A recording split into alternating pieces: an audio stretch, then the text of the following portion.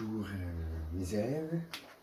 Alors, pour aujourd'hui, Inch'Allah, donc on va terminer les exercices concernant l'hérédité. Mais avant tout, j'ai trouvé que pas mal d'élèves n'ont pas bien saisi, ou bien n'ont pas bien compris les notions de base de l'hérédité, c'est-à-dire les mots-clés de l'hérédité. C'est-à-dire, ils n'ont pas compris d'abord. Donc, pour bien comprendre l'hérédité, donc, il faut bien comprendre ces mots-là. C'est-à-dire, c'est quoi?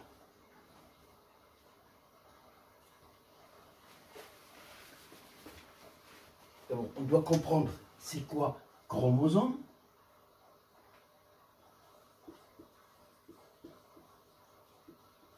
c'est quoi un gène, et c'est quoi allèle, hein?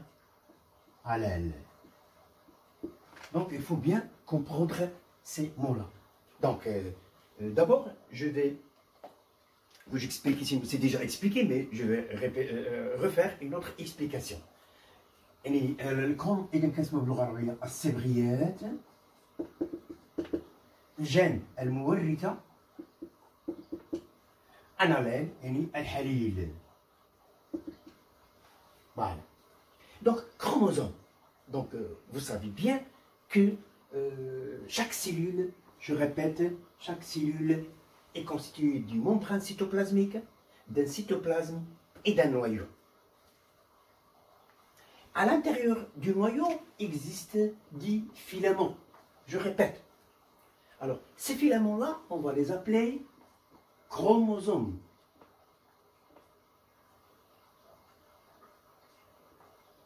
C'est vrai. L'observation au moment de la division cellulaire, c'est chromosome. Chaque chromosome est représenté, soit il existe sous forme d'une forme simple, voilà, un chromosome, forme simple, formé d'une seule chromatide, hein, une seule chromatide. Ou bien, pendant un certain moment, ces chromosomes-là se dédoublent. C'est-à-dire, chaque chromatide, il va se dédoubler. Et on obtient, je vais simplifier les choses, voilà. Voilà, un chromosome qui va se dédoubler. Dédoublement du chromosome. Donc ici, une seule chromatide, elle a deux chromatides. Chromatides.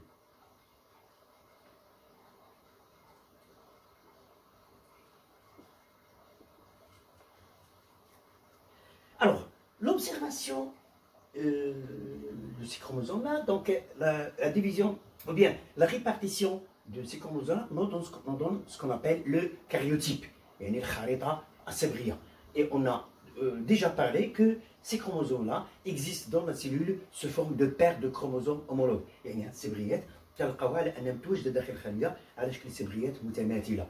Des chromosomes homologues. Maintenant, chaque chromosome est constitué de quoi? Donc, voilà la définition du chromosome. Le chromosome, donc, ce sont des filaments qui existent à l'intérieur du noyau et ce sont eux qui portent l'information génétique. Ce sont le support de l'information génétique. Maintenant, c'est quoi alors un gène? Donc, c'est quoi un gène? Un gène, c'est une portion, bien c'est un locus dans le chromosome. C'est un locus dans le chromosome qui est responsable d'un caractère bien déterminé. Là, je vais vous montrer par exemple, voilà.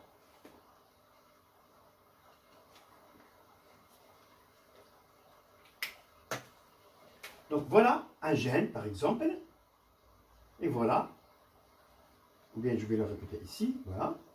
Donc voilà un gène. Voilà un gène. Ici, il s'agit par exemple de deux chromosomes. Voilà un gène et voilà un gène. Alors, ces gènes-là, par exemple, gène responsable de la couleur des yeux, gène responsable de la couleur des cheveux. يعني المورثات هي كل مورث إذا هاد السبريات هي مورثات كتوجد على كل سبري. Chaque gène est responsable d'un caractère bien déterminé. إذن كل مورثة مسؤولة عن صفة وراثية معينة. Alors, savoir déjà, un de vos camarades m'a posé la question, est-ce qu'il y a des protéines? Oui, mais c'est un entraînez-vous s'il vous plaît, c'est un entraînez-vous. Pourquoi? Parce que normalement, chaque chromosome est constitué d'une molécule qu'on appelle ADN. Donc, l'ADN, c'est une molécule qui constitue ce qu'on appelle, qui constitue chaque chromosome. Chaque chromosome est constitué d'une molécule d'ADN. Et ces ADN, ils sont liés à des protéines. Alors, c'est un autre niveau. Normalement, un élève m'a posé la question. Donc, cet ADN, il est lié à des protéines pour former un chromosome. Donc, des chromosomes, ils contiennent une molécule d'ADN plus des protéines. Ça ne vous intéresse pas à votre niveau, donc on s'arrête à ce niveau-là, donc de chromatine. Alors, les gènes. Donc, un gène est une portion d'un chromosome responsable d'un caractère bien déterminé. Il existe, donc, chaque chromosome porte plusieurs gènes. Voilà, par exemple, voilà, deux gènes, voilà. Gène, par exemple, de la couleur des yeux, gène de la couleur des cheveux, gène responsable des groupes sanguins. Alors, on parlera des groupes sanguins.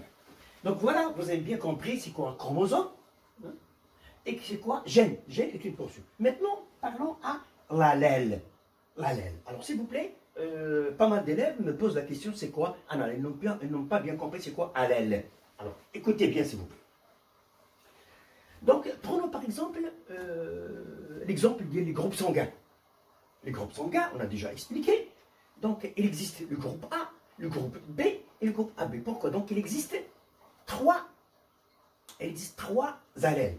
Alors, c'est quoi allèle? Je vais vous expliquer. Donc, voilà, par exemple, un gène responsable du groupe A. C'est le gène responsable de la production de la molécule des globules rouges qui nous donne le groupe A. Donc, pourquoi on l'appelle groupe A? Parce que ces globules rouges portent une molécule à la surface qu'on appelle A. Donc, voilà, globule rouge de la personne du groupe A, il porte une molécule appelée A. Alors, qui est responsable de la production de cette molécule? C'est le gène A. Mais on peut trouver, par exemple, dans l'autre chromosome, l'autre chromosome, il porte le gène B. Le gène B, c'est-à-dire un gène responsable de la production de la molécule B.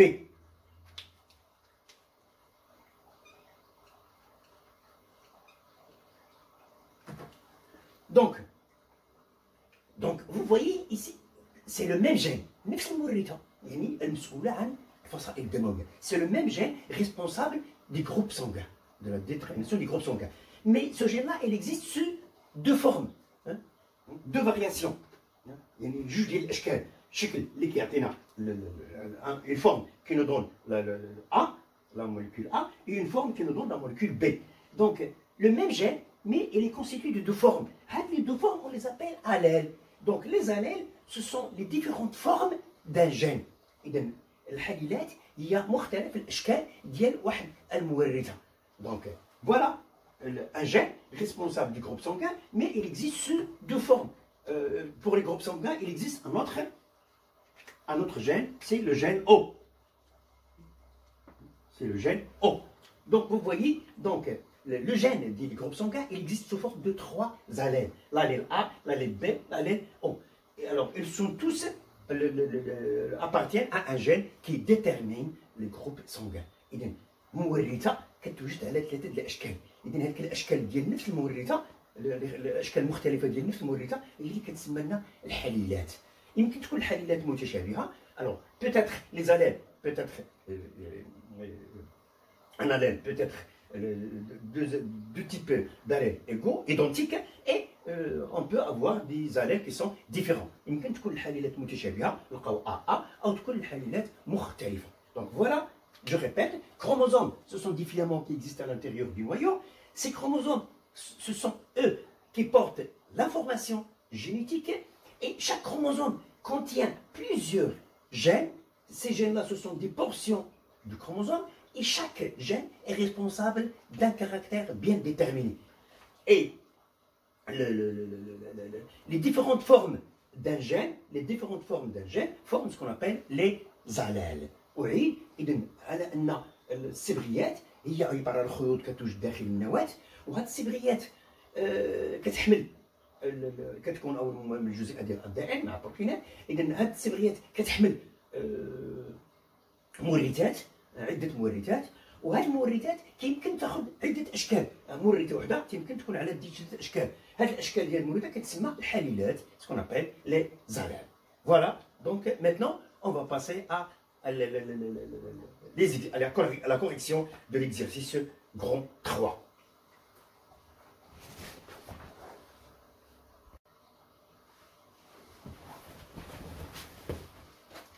Alors, s'il vous plaît, donc on va continuer. Voilà l'exercice numéro grand 3, hein, page 149. Alors, c'est l'arbre généalogique. On vous donne, voilà, la première génération, génération 1 et la génération 2. La génération 1 et la génération 2. C'est la génération des parents et la génération, c'est la génération des enfants. Alors, cet arbre nous montre la transmission d'une maladie héréditaire appelée albinisme.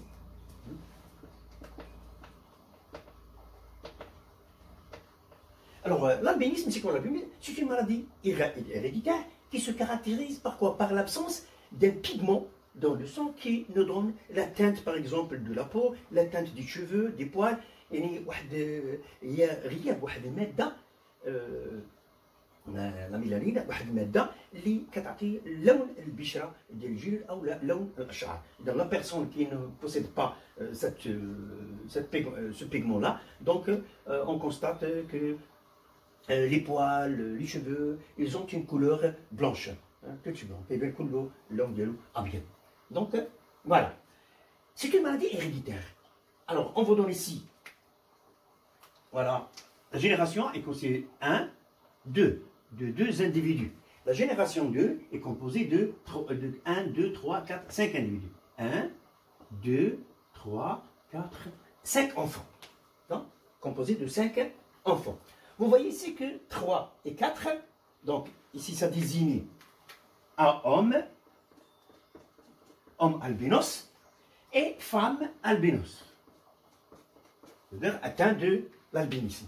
La première question qui se pose, c'est que, alors c'est une question que vous verrez toujours dans les exercices, au niveau baccalauréat, surtout au niveau du baccalauréat. On vous demande toujours, est-ce que le gène responsable de cette maladie est un gène récessif ou dominant? يعني هل هذه المورثة هي مورثة سائدة تتحكم أم مورثة إذا ضعيفة يعني لا تتحكم؟ Donc, pour répondre à cette question-là, donc on va voir par exemple maintenant, alors les enfants 3 et 4, ce sont des enfants issus de quoi? Ce sont les descendants, il y a les khalaf, les descendants des parents 1 et 2. Donc ces deux enfants, ils sont atteints de l'albinisme. Ils sont deux albinos. Donc ils ont hérité quoi? Ils ont hérité la maladie des parents. Ils ont hérité la maladie des parents. Mais les parents ne sont pas malades. Ce qui signifie quoi?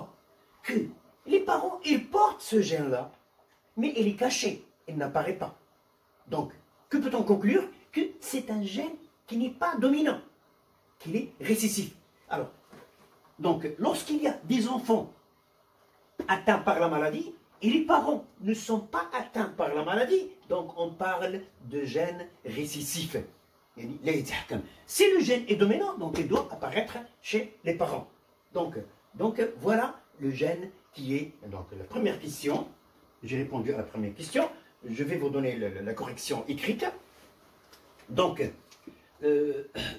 les enfants 3 et 4 sont des enfants albinés. Pourquoi? Parce que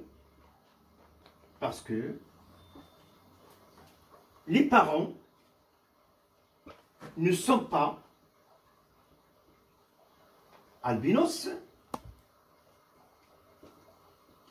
mais ils transmettent la maladie aux enfants. Donc, ce qui montre, mais les parents, ils transmettent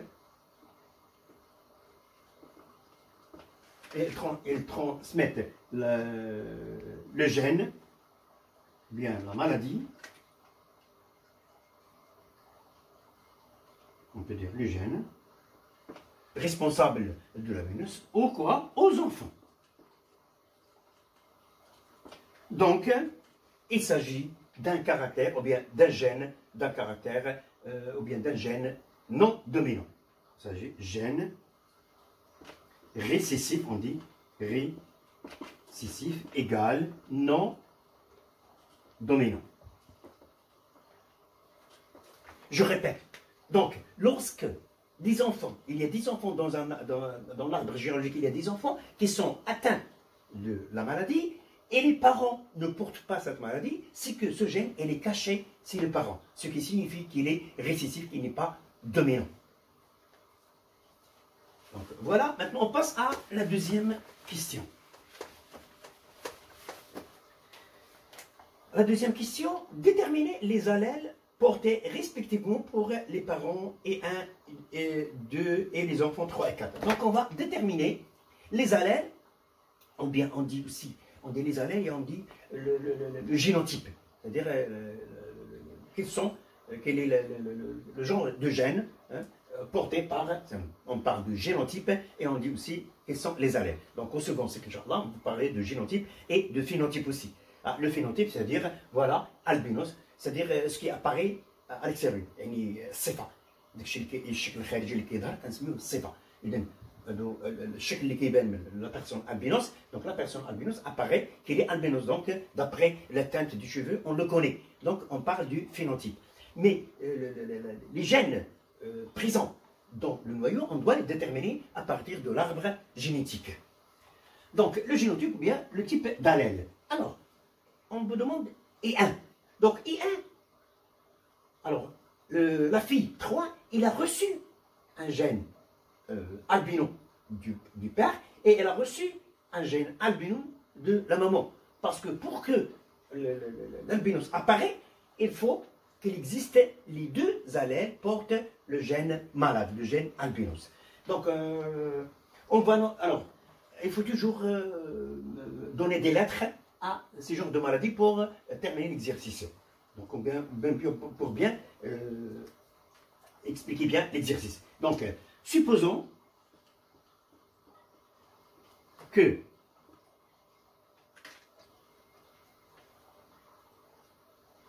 on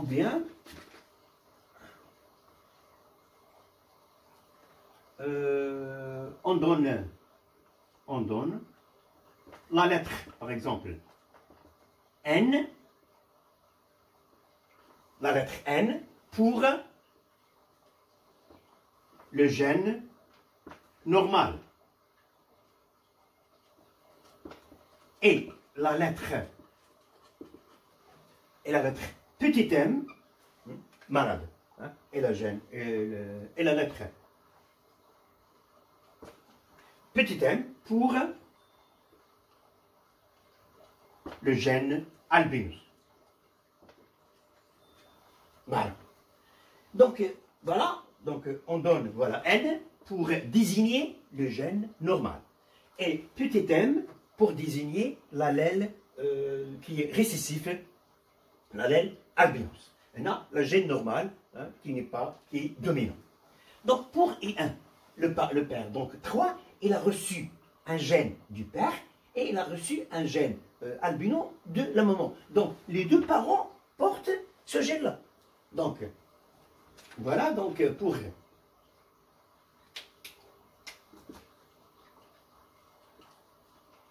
les allèles de I1, c'est quoi? Voilà. Deux chromosomes, parce qu'il ne s'agit pas de chromosomes sexuels, ils ne sont pas portés, alors ce gène-là, il n'est pas porté par les chromosomes sexuels. Il y a une règle, X ou Y. Donc, je vais, voilà. Donc, N et petit m. Donc c'est fort probable donc, que le père, il porte le gène N normal et le gène M. C'est pour cette raison qu'il n'est pas malade. Il porte le gène albinos petit m, mais il porte le gène normal. Le gène normal, il est dominant. Donc c'est pour cette raison que la maladie n'apparaît pas, mais il transmet la maladie aux enfants. On dit que le gène, il est caché. Donc, le gène est récessif. Les allèles pour I2. I2, c'est la femme aussi, il est porteuse parce qu'il est porteuse aussi du gène. Donc, c'est le même génotype, ce sont les mêmes allèles. Voilà. Donc, grand N et petit n. Maintenant, pour la question, c'est pour les enfants 3 et 4. Oui, 3 et 4. Alors, 3 et 4, ils sont albinos. Donc, l'albinisme, le gène est récessif. Donc, quand est-ce que la maladie apparaît? Si les deux chromosomes portent NM. Parce que s'il y a N et N normal, donc la maladie n'apparaît pas. Donc, pour que, alors, la fille, il est malade, donc il porte les deux chromosomes, les deux gènes MM. Donc, pour, alors, les allèles 2, 3, voilà. Alors, 2, 3, 2, 3. Donc, c'est une fille, mais voilà. Elle va porter M. Donc, les deux gènes sont récessifs, ne sont pas dominants. Donc, pour qu'elle apparaisse, donc, ils doivent exister les deux sur les deux chromosomes homologues. Et les deux chromosomes homologues doivent porter ce gène-là pour que la maladie apparaisse. Si par exemple N avec N normal, non, la maladie n'apparaît pas parce que la maladie est récessive. Il n'est pas dominante,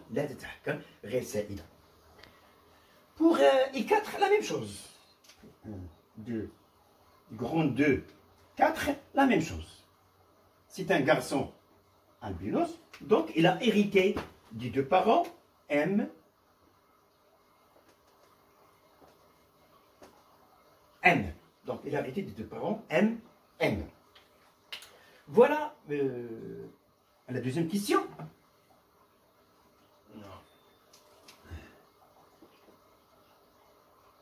Oui, la deuxième question, première. Maintenant, passons à la troisième question. La troisième question, on me demande, montrez pourquoi la fille 3, montrez pourquoi la fille 3 est atteinte. La fille 3 est atteinte alors que son frère 2 est sain. Donc voilà, deux frères, la sœur est mal, mais son frère n'est pas. Donc pourquoi? Donc, on va l'expliquer de par les allèles. Alors celle-là, il a reçu quoi? Alors celle-là, il a reçu un M du père, il a reçu un M de la mère. Alors, vous connaissez bien que lorsque il y a au moment de la formation des gamètes, il y a séparation des chromosomes homologues. Les chromosomes homologues se séparent. Donc, celle-là, elle va nous donner un gamète, là, elle va donner un autre gamète, celle-là un gamète, et celle-là un gamète. Donc, pour cette fille, il a reçu le gamète qui porte M du père, et elle a reçu le gamète qui porte petit m de la maman.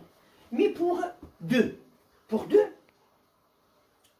il a reçu, alors, deux cas. Soit qu'il a reçu NN, soit qu'il a reçu un N et un N et un M. Donc, pour 2,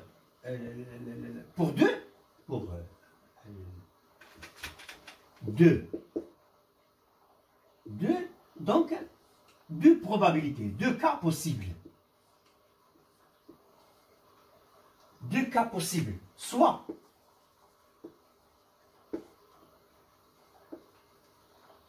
qu'il a hérité N